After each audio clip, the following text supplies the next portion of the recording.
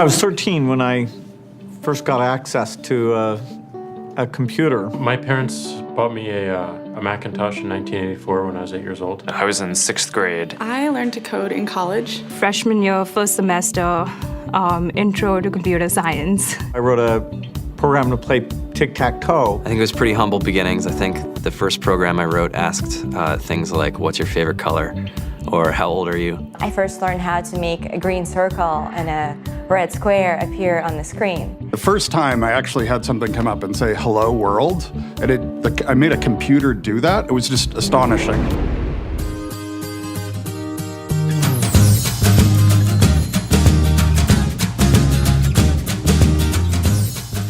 소프트웨어 중심사회 소프트웨어 Why, What, How. 안녕하세요. 진행을 맡은 윤요라입니다. 제 옆에 분을 소개해 드릴 텐데요. 마이크로소프트의 소프트웨어 기술 에반젤리스트의 김영욱 부장님을 모셨습니다. 안녕하세요. 네, 안녕하세요. 네, 반갑습니다. 반갑습니다. 2019년부터 소프트웨어 교육이 의무화가 된다고 하는데요. 네네네. 이 교육과 정책과 또 방향에 대해서 좀 소개 부탁드립니다. 소프트웨어 교육일 때까지 사교육의 영역이었고요. 그리고 개인들이 뭐 아름아름 해왔다면 이제 그게 공교육의 영역으로 들어왔다. 이게 굉장히 큰 차이점이라고 얘기를 할 수 있을 것 같은데요. 2019년부터는 이제 초등학교, 그리고 중학교, 고등학교 모두 다 소프트웨어 교육이 이제 들어가기 시작합니다. 의무화로 들어가야 된다는 거죠. 그렇죠. 이제 다 배워야 된다는 거죠. 그래서 소프트웨어를 배울 때 이제 초등학생 같은 경우는 17시간이 배정돼 있고요. 네. 그리고 17시간 동안 문제 해결 과정. 문제 해결 과정. 네, 문제 해결 과정, 그리고 알고리즘, 그리고 프로그래밍에 필요한 윤리, 정보 윤리학 이런 것들을 배우게 되고요. 초등학생이 배울 수 있는 단계인가요? 초등학생들도 어려울 것 같아서. 아니요, 충분히 가능합니다. 충분히. 그래서 저도 사실 제일 처음 코딩을 배웠던 게 초등학교 6학년 때였거든요. 6학년 때였어요? 네네, 그때 당시 컴퓨터로 해봐야 8비트 컴퓨터에서 베이직 언어로 이렇게 만들어 본 게 제일 처음 배웠던 건데, 그때 저는 필이 왔죠. 이걸로 먹고 살아야겠다. 이 분야다. 네네. 그때에 비해서는 요즘에는 공부할 수 있는 환경이나 이런 것들이 너무 좋아졌고요. 그리고 할 수 있는 것들도 많으니까 좀 더 재밌게 배울 수 있지 않을까라는 생각이 듭니다. 그래서 초등학생들 같은 경우에는 문제 해결 능력이나 아니면 간단한 알고리즘 이런 데 굉장히 많이 포커스가 되어 있는 것 같아요. 문제 해결 능력이 뭘까요? 문제 해결 능력이 뭔가요? 네, 질문에 문제하실 질문을 반사시켜주는 능력인 것 같아요. 네, 방금 본인의 문제를 이런 식으로 해결했잖아요. 네, 비슷하게 만약 우리가 이런 귤을 까먹는다라고 하면 이 귤을 까기 위한 문제를 해결해야 되잖아요. 그럴 때 사람들은 여러 가지 방법들을 쓰겠죠. 손톱으로 생채기를 낸 다음에 거기서부터 까나간다든지, 아니면 엄마를 부른다든지, 아니면은 또 칼로 반으로 쪼개서 예쁘게 쪼갠다든지 여러 가지 방법들이 있을 거잖아요. 근데 이때까지는 이걸 사람들이 그냥 아날로그적으로 생각을 했다는 거죠. 그냥 귤을 깐다 해서 더 이상 생각이 없었다면 좀 더 밀도 있고 단계별로 생각을 한다는 거죠. 그래서 그게 문제를 해결하기 위한 가장 기본적인 방법입니다. 근데 문제를 해결하는 방법들이 이제 여러 번 하다 보면 이렇게 하면 문제가 잘 해결되더라 라고 하는 것들을 모아서 그걸 이제 알고리즘이라는 이름으로 제공을 하고 있고요. 알고리즘이 이런 거였구나. 그죠? 네네.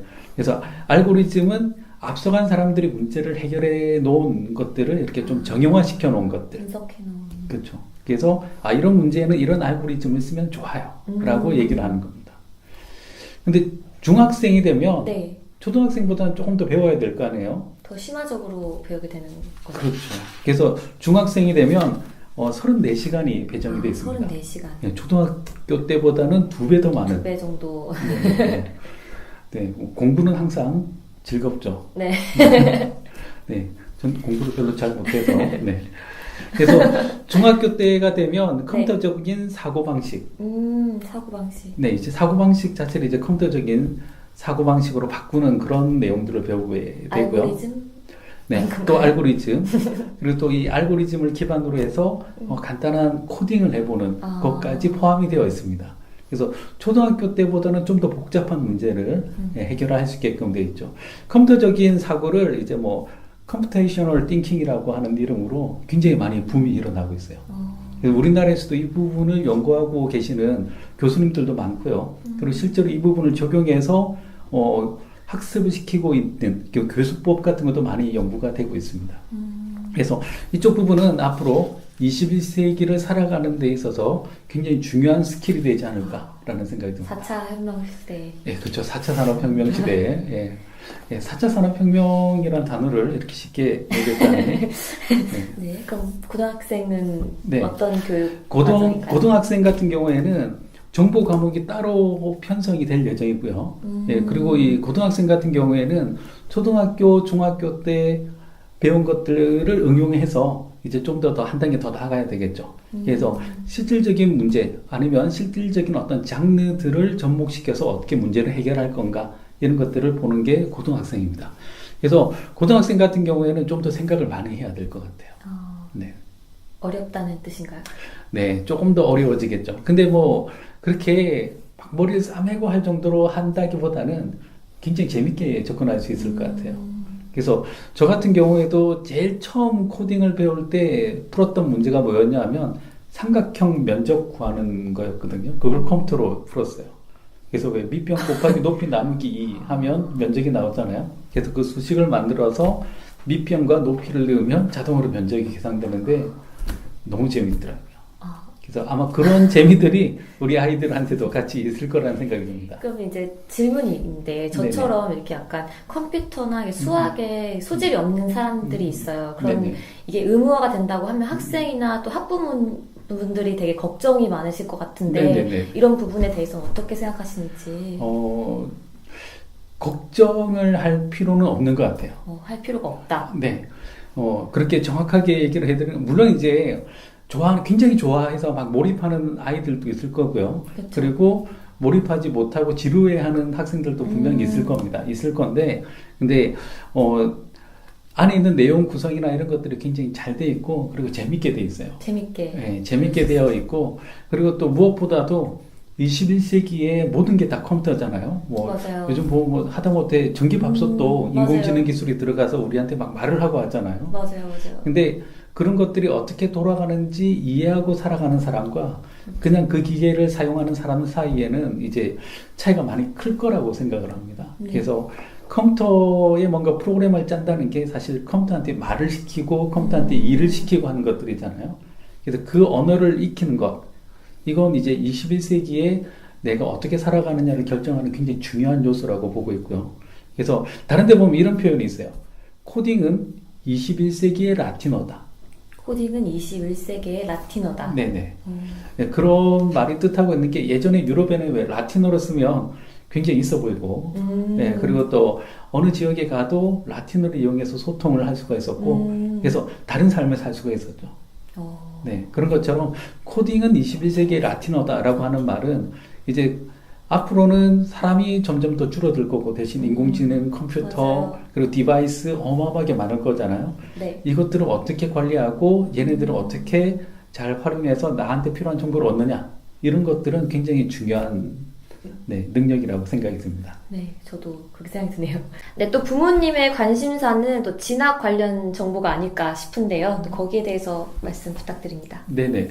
그 소프트웨어를 이렇게 교육을 받다 보면 뭐 저 같은 경우도 그랬고 거기에 굉장히 몰입하는 학생들이 있어요. 그리고 이제 배우자마자 내 꿈은 빌 게이츠야, 내 꿈은 주커버거야 해서 올인하는, 거기에 완전 몰입하는 학생들이 있으면 일단은 나라에서 몇 가지 지원하는 과정들이 있거든요. 네네. 그래서 뭐 마에스트로 고등학교라든지 아니면 뭐 소프트웨어 교육 선도학교 이런 데를 잘 찾아보시면 소프트웨어에 대해서 좀 더 본격적으로 배울 수 있는 과정이 준비가 되어 있고요.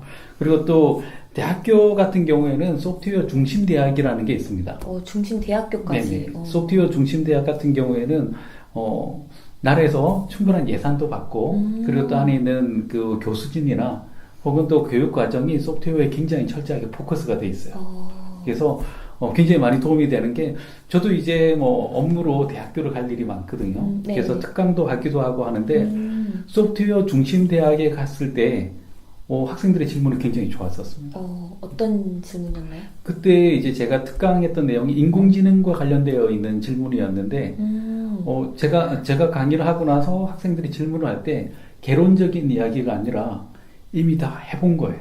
그래서 인공지능한테 학습도 다 시켜보고, 그리고 실제로 돌려봤더니 자기가 안 되는 걸 질문을 하는데, 질문의 깊이가 상당했었습니다.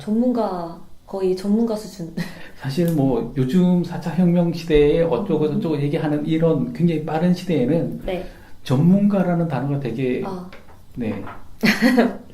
왜냐하면 모두가 다 아마추어예요. 그래요? 왜냐하면 계속 바뀌고 계속 새로운 것들이 나오기 때문에 계속 새로운 것들을 공부해야 되고요. 그래서 모두가 아마추어다라는 마음에서 계속 해야 되는데 그런 면에서 봤을 때는 그 학생들 같은 경우에는 아마추어 중에서도 되게 돋보이는 아마추어들이었습니다. 그래서 자기가 방향을 잡는다면 그 방향에 맞춰서 어느 학교를 갈 건가 또 그 학교에는 어떤 과정이 있는가 이런 것들을 잘 찾아보시면 또 찾아보시면 요즘에 또 정보가 굉장히 정리가 잘 돼 있어요. 그래서 그런 것들을 잘 확인하시고 가시면 좋을 것 같습니다. 네, 좋은 말씀 감사드립니다. 네. 네, 소프트웨어 교육 의무화랑 또 앞으로의 진학 정보까지 알아봤는데요. 다음 시간에는 소프트웨어를 어떻게 배워야 되는지 알아보도록 하겠습니다.